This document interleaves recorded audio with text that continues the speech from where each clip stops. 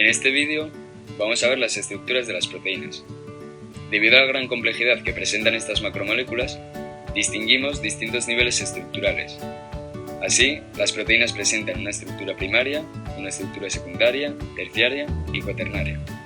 En este vídeo desarrollaremos con más profundidad la estructura terciaria y la estructura cuaternaria.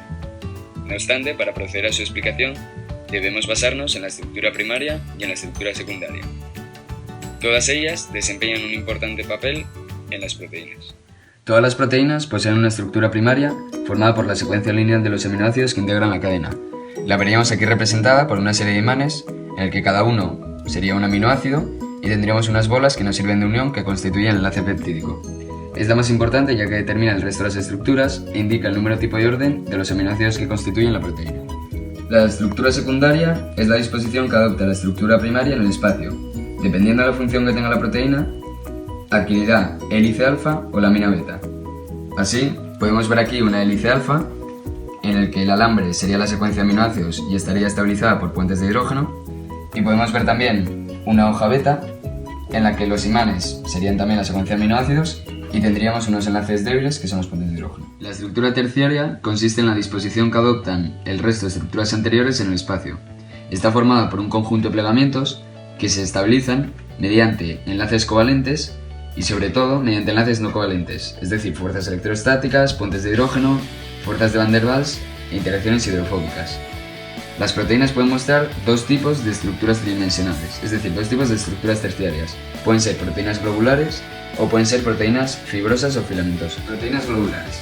La estructura secundaria se pliega sucesivamente originando una proteína esferoidal compacta, generalmente soluble en agua. La mayoría de funciones que desempeña son reguladoras o transportadoras.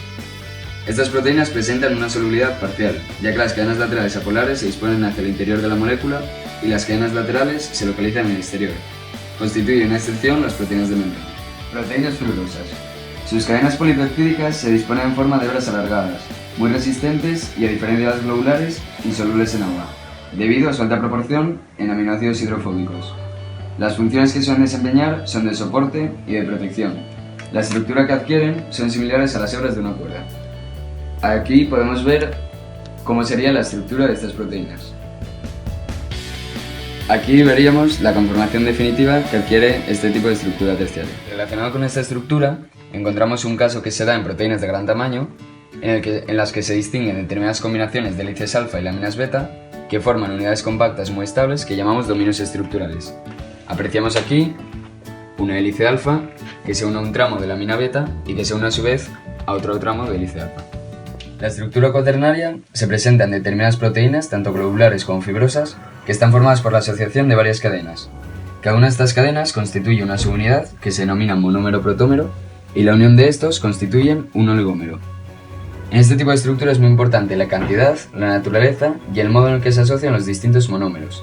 Además, cabe destacar que en cuanto a estructura y a función, pueden ser idénticos, pueden ser totalmente distintos o pueden presentar ciertos parecidos. El ensamblaje de los distintos monómeros se produce de manera espontánea y se mantiene estable gracias a enlaces débiles que son muy importantes para su función, como son puentes de hidrógeno, uniones electrostáticas, interacciones hidrofóbicas o fuerzas de Van der Waals.